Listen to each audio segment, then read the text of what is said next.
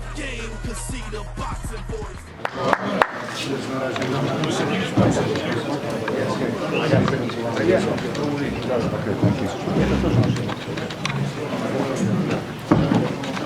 First of all, is this on?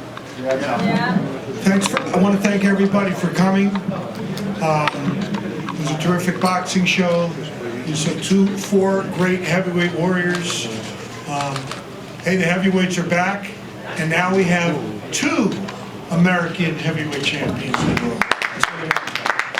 So without further ado, to say a few words and take your questions, I think the new star in boxing, ladies and gentlemen, the undefeated IBF heavyweight champion of the world, Charles Martin. Yeah! Show us the belt!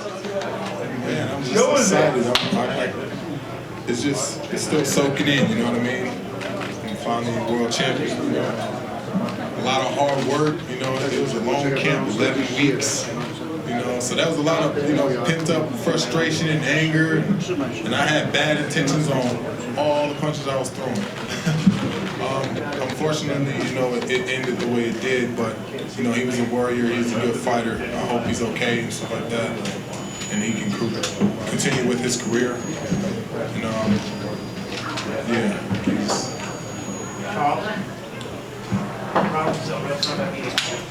Were you expecting a fight of such frustrating proportions? It seemed like Moskov was just frustrated, trying to reach you and just did something. Well, I knew he was 20 pounds lighter than me, so I wasn't looking to throw. You know, I couldn't throw a three-piece combination or anything more than that, you know, because he wouldn't be there to get hit with it. You know, so I'm more of a calculated fighter, and I won't throw it unless, you know, I'm going to land it. So I knew I had to wait until, you know, he slowed down, you know, because we train to get stronger as the fighters get slower. You know, they show weakness and fatigue in between. That's when we capitalize on those signs. It looked at some point like you were just waiting for something to happen. You explained to me that period during the 3 rounds when you were just waiting for something to happen and it just didn't. Yeah, you know, I'm a patient fighter, and I know we had 12 rounds to go, and I was going to catch up to him eventually. You know, I knew he couldn't get in to do what he wanted to do because, you know, I kept my distance, but yeah, we were going to catch up eventually. Please raise your hand for a microphone.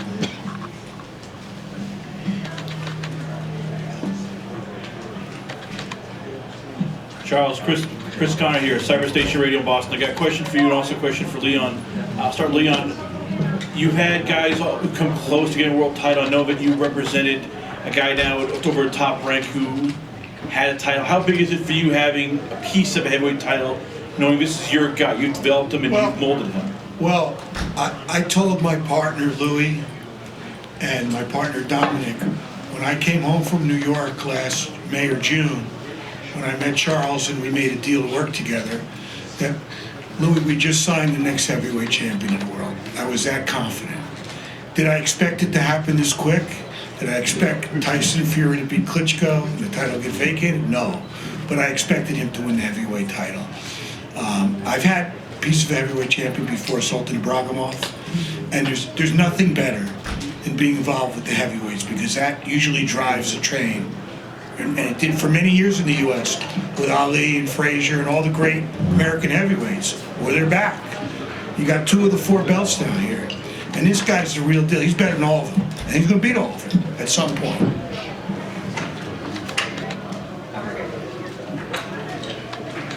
Thank you. Charles, do you see this as a mixed blessing? Obviously, it's a big victory, being heavyweight champion of the world, one of the heavyweight title holders, but at the same time, this was a grand spotlight being on this card, and you didn't necessarily get a chance to show what you think you're capable of because of what happened with Glasgow.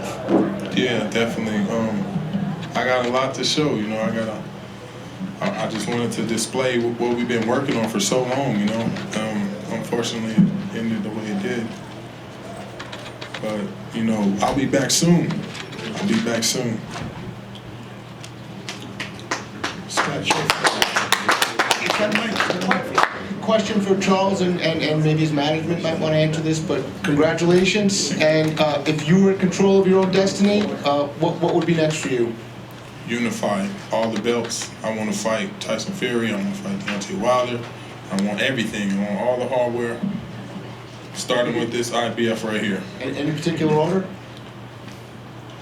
Well, Tyson Fury has more belts, so we'll take that first then. We'll continue. Tyson's busy with Klitschko, obviously, so I think people would want to see the first step, which would naturally be Charles and Deontay. I think that's a fight that a lot of people would want to see. As long as the fans want it, I'm with it. Yeah. Two big, strong American heavyweights that can punch like that. Lights out. He's a better one. Charles and company. Hey Charles, congratulations, congrats guys.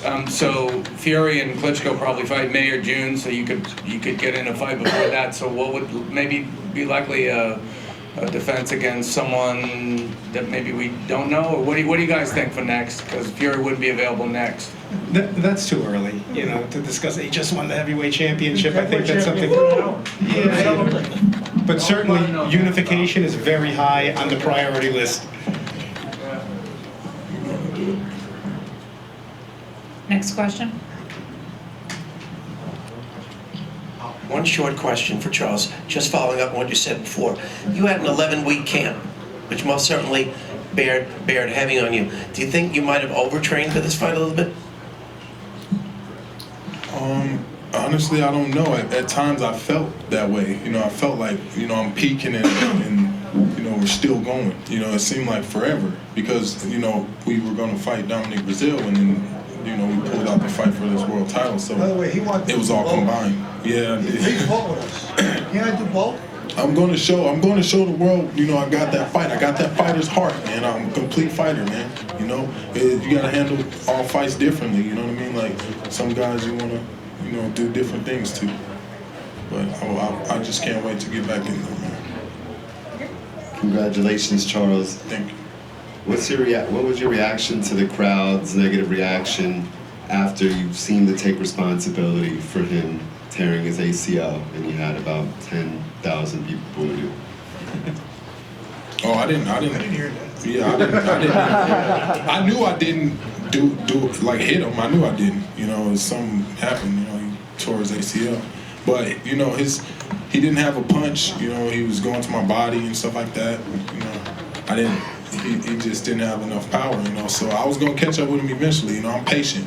I'm a patient fighter. You can watch in all my previous fights. I'm very patient, and I did not take credit for the ACL tear. No. I knew I didn't hit him. That's why I was confused. I'm like, what just happened? I didn't even know what happened when it happened. But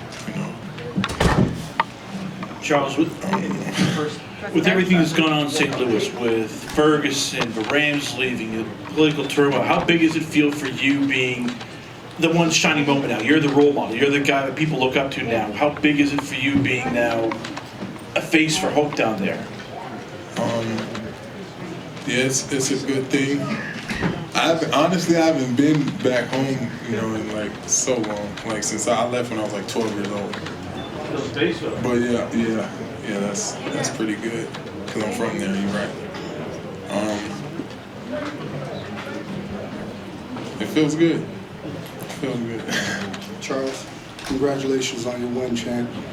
Deontay Wilder got a knockout, and it was a deadly knockout, but he got touched also. Do you see any flaws in his game? Did you see anything that you may be able to exploit tonight?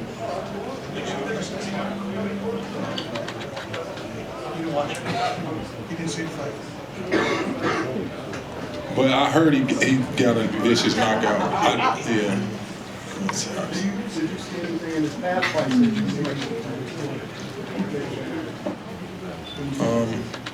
Yeah, definitely. That he can't fight southpaw. All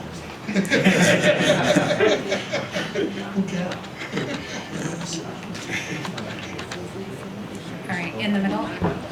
For everyone in the back in that crowd, there's plenty of seats up here, so don't be shy. Hi, Charles. Sarah Gruber, Round by Round Boxing. I just had a question for you. You said that you want to fight Fury, and you said that it's because he has the most belts. Is there anything else about Fury that intrigues you that you want to fight? Anything that, anything about him? I'm not a bad guy. I don't like talking and talking down on people and stuff. It's not my style, man. But everybody has their little things, little kinks in their armor that can be exposed if you know how to capitalize on them. Tyson's an unbelievable self-promoter. You saw him here jumping on the ring, taking off his shirt, yelling at everybody, telling him he's going to knock him out, saying he's a bum, I'm going to knock you out, you're next. He's a great self-promoter. I can't think of him. Yeah, that's a good point. Leon just said, he was hurt from the first right hook. He looked wobbly to me. We don't have the benefit of instant replay. I don't know how it looked to you guys, but it looked to us that he was down and he was hurt the first time. They should have called a knockdown for all 3 times. But Tyson was already here promoting a potential fight, which is great. That obviously we would welcome if he can get past a very big task he's got coming up. But that's the best thing about a guy like that. I mean, what an unbelievable promoter, and what an unbelievable way to really launch, Charles's career.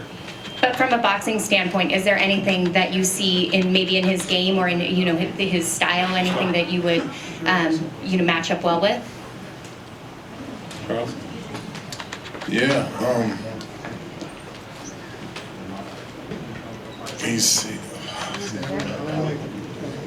He's big and he'll look great getting knocked out.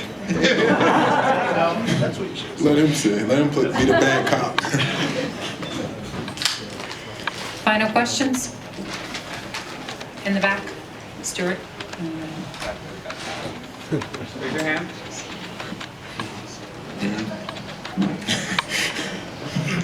Hey, Coach. This is on. Hello. Congratulations, man. Congratulations to yourself too. But Tyson's learning to defend himself. But to be honest with you, I don't think you could beat Tyson Fury. I fought him twice and I've lost twice. The guys are still big. He's got a longer reach. Derek, is that you? The lights are on here. Yeah. Derek Chisora. Derek Chisora. Great job for yourself, man. You won. You don't matter how you won, but you're the heavyweight champion of the world. Even if the guy broke his feet walking in there, you still win the title. So I take my hat off to you. Everybody should respect you for winning that title. But Mom. Hi, Mom. congratulations to yourself too, Mom. You got any questions for him? I love you. So when's your next defense for the fight anyway? When are you going to defend the title? Huh? Where are you going to fight to defend your title? Whatever my team wants. Whoever my team wants is what I'll do. I don't fear no man. So hey. Cool then. Well, I'll speak to your team, man. If me and you can do it, I don't mind doing it. Is that a challenge? Have you tried to challenge him? I'll challenge you, I don't mind. 100%. I'm down for fighting. I'll challenge you anytime you want, bro. Oh, yeah. Anytime. Everybody wants Yeah. Unbelievable. All of a sudden, nobody wants to fight you. Tell Callie to give us a call Monday morning. Callie, yeah? I will. Callie, sorry. Great. You in Vegas? Shall we do in Vegas? LA? All of a sudden, nobody wanted to fight. Now everybody. No, good. Listen, we all here. All the heavyweights are here. We like bunch of hyenas. We're here to come and get the scraps. That's it. But you know what? Knock him out. Exactly. Mama say knock him out. But you know what? That's it. Mama said knock you out. Me? Nah, man. Yeah. Coach knows anyway. Well done, guys. Anyway. Thank you, Derek. You're a terrific. Thank you, Derek. Guys, if I could just say one thing, because this is like NASCAR. It's a real team sport, and a lot of people do a lot of work that don't get as much of the kudos. It all belongs to the fighter, but I just want to acknowledge a few key members. Obviously, thank you, Leon. I can't believe that 100 days ago we sat down in New York, the three of us. We signed the deal, and here we are, having won the IBF heavyweight title. So thank you, Leon. Your staff, everybody. Sometimes you're better off being lucky than Lou, you're fantastic. You're a great friend. Thanks for everything, buddy. And your staff is great. You're great. Really love you, Lou. Thank you. Paul Kane is unbelievable. We all had a guardian angel, and that was Michael King. And anyone who knew him, they all knew him. The Oprah Winfrey Show, Jeopardy, Wheel of Fortune. They knew him as a billionaire. What they didn't know was what an unbelievably huge heart the man had. He was a philanthropist. He did everything for charitable causes. And above everything else, he loved boxing. He loved it, amateur boxing, professional boxing. he started out Charles in the amateurs, and the whole team was really together in the amateurs. Jamal, Abdullah, Henry Tillman, Paul Kane, who was Michael's right-hand man. You know, they had an unbelievable relationship. But thanks to Michael, you know, we're where we are because he really was the facilitator. It didn't matter what we needed in terms of training, going to Big Bear. Charles has been going to Big Bear from a pro debut, basically from his pro debut.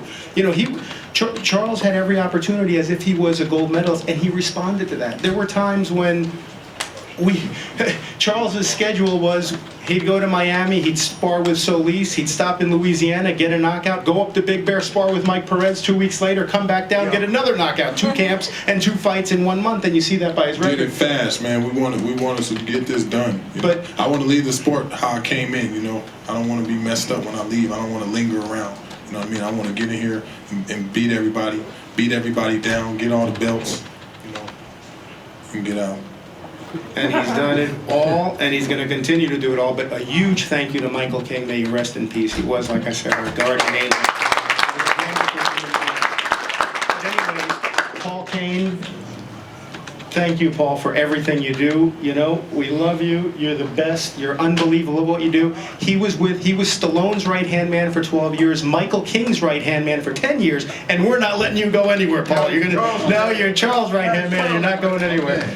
Henry Tillman, you know, trainers, what people don't understand is you do this for years and years and years, and you struggle and you suffer, and some months you don't have any money and nothing to eat, and it's lean and it's tough, and you don't really get the acknowledgement. Henry Tillman, Henry Tillman's the only man to beat him in the room, Mike Tyson twice. That includes you, Derek. He beat Mike Tyson twice in the amateurs, a gold medalist. With Charles from the beginning, unbelievable trainer, and thank you, Henry, just tremendous job, everything. And Jamal Abdullah, you know, it's the same thing. Freddie Roach was the same trainer he was the day after he trained Manny Pacquiao, you know?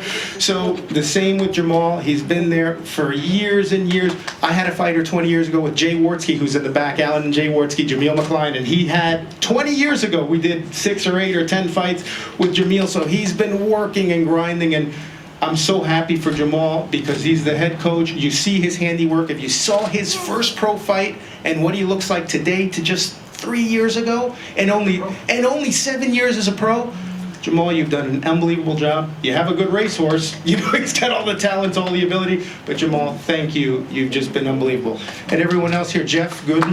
Jeff, where's Jeff?